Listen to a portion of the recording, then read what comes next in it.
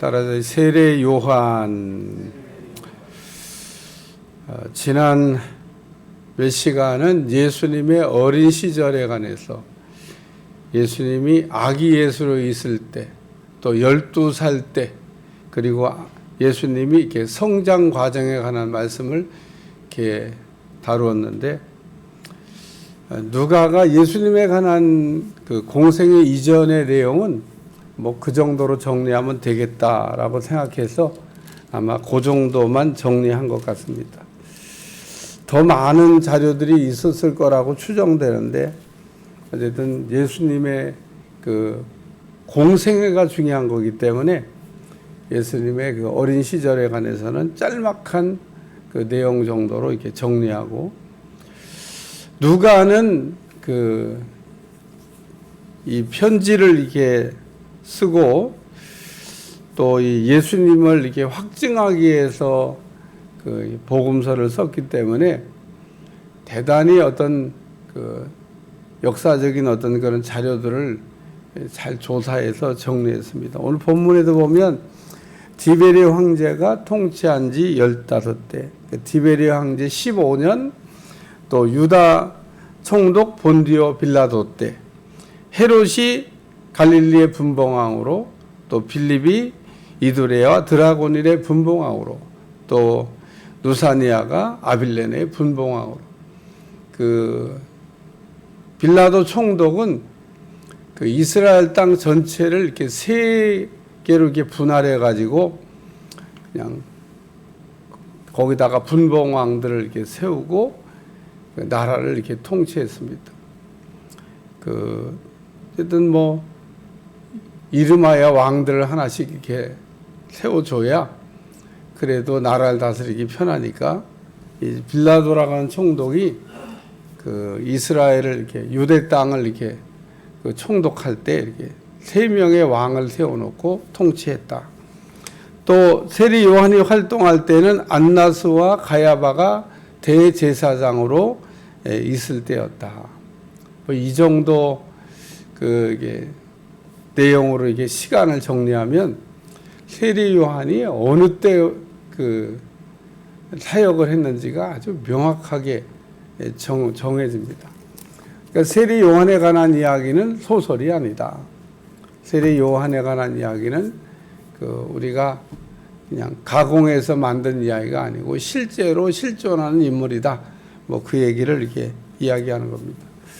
그리고 오늘 본문은 이사야서의 말씀을 이렇게 인용하고 있는데, 이사야의 예언의 성취다. 그러니까 이사야가 그 예수님 전에 그 예수님의 길을 예비하는 그 사람이 나타날 것인데, 그 예언대로 지금 그 세리 요한이 왔다. 그래서 요한이란 이름 앞에 보통 지면을 붙이는데, 그 세례자를 사용하는 것은 그 요단강에서 이렇게 회개케 하는 세례를 베풀었기 때문에 요한의 이름 앞에는 그 요한을 구별하기 위해서 세례 요한이라. 그래서 요한이란 이름이 많아요. 예수님 당시 유대 땅에는 요한이란 이름이 하도 많아서 그 요한이 어떤 요한이냐라고 하는 걸 구명하기 위해서 통상 그 지명을 가지고 구별하는데, 요한은 세례를 베푼 일이 아주 그 중요한 일이었으니까 그 세례 요한이라 그렇게 우리가 이름을 붙입니다. 앞으로 뭐 몇 시간 동안 요 세례 요한에 대한 이야기를 이렇게 다루게 되겠습니다만은, 오늘 말씀해 보면 3절에 요한이 요단강 부근 각처에 와서 죄 사함을, 2절에 하나님의 말씀이 빈들에서 사갈의 아들 요한에게 임한지라. 그래서 세례 요한이 그 선지자인 거는 말씀을 받았기 때문에, 가짜 선지자는 말씀을 받지도 않고 말씀을 받았다고 거짓말하고 자기의 그냥 상상력으로 떠오르는 어떤 생각을 하나님의 말씀이라고 그러는데, 우리 생각에 떠오르는 상상력으로 어떤 지어내는 이야기가 하나님의 말씀은 아닙니다.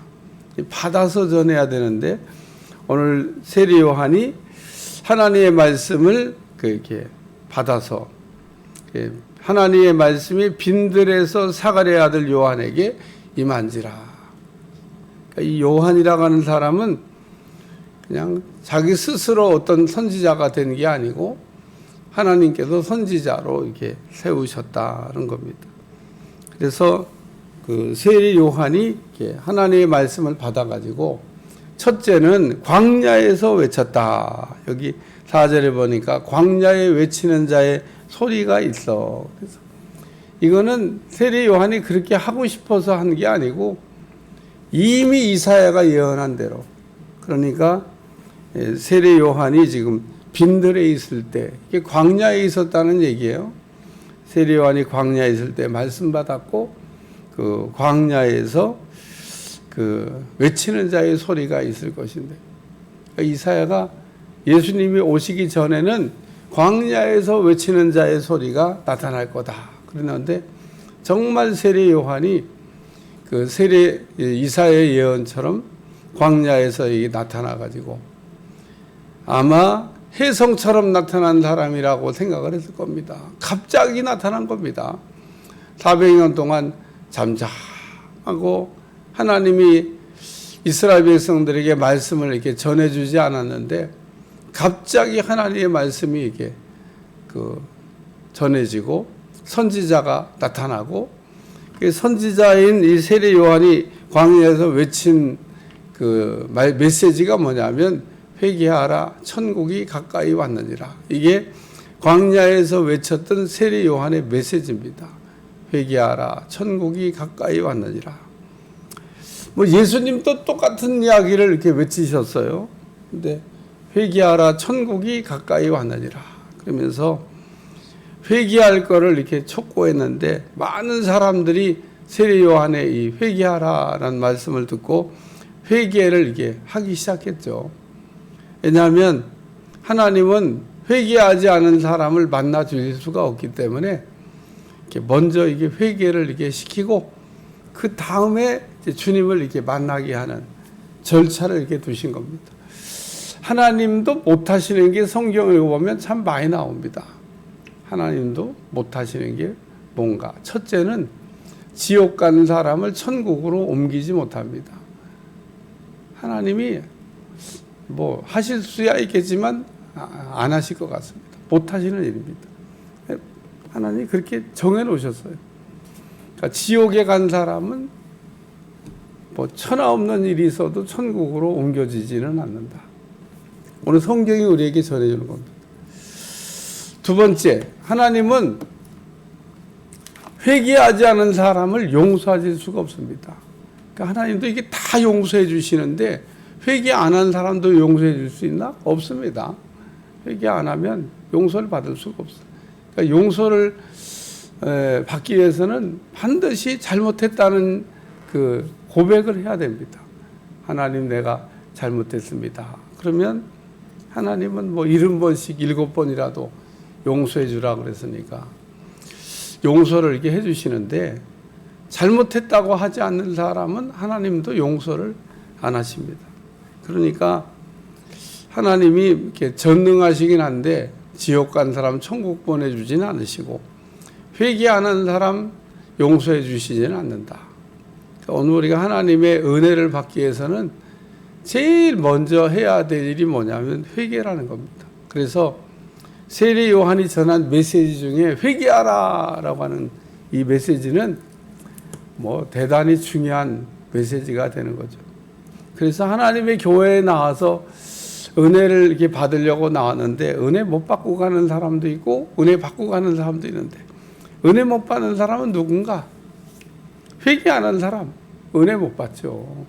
그러니까 하나님이 은혜를 안 주셔서 은혜를 못 받는 게 아니라 회개는 안 하고 은혜만 받으려고 그래요.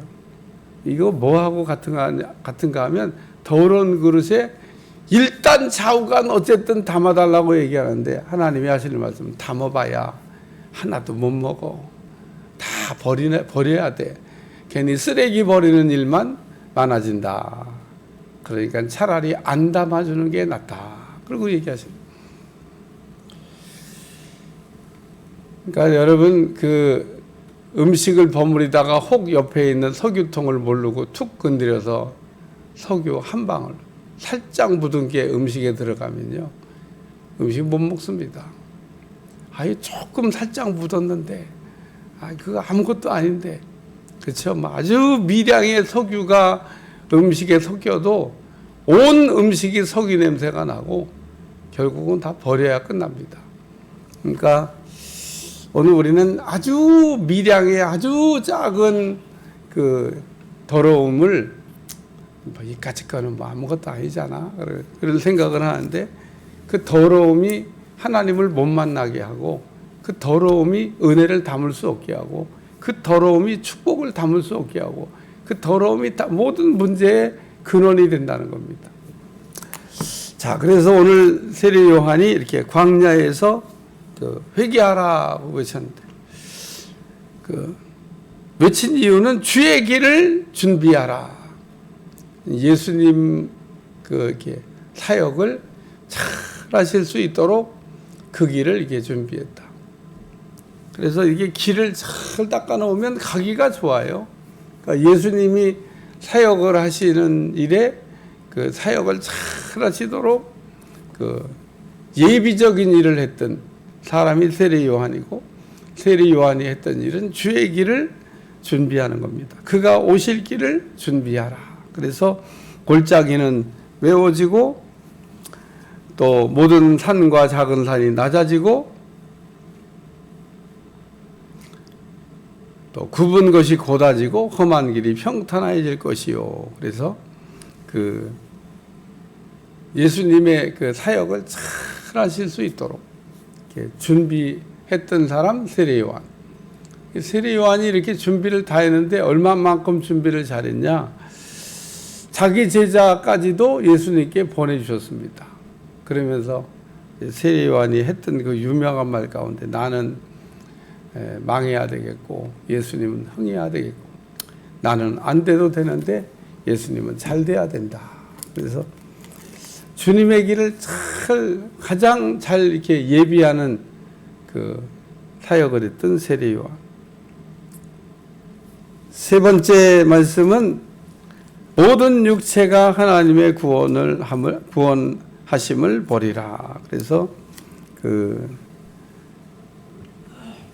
예수님의 그 사역에 대한 선포입니다.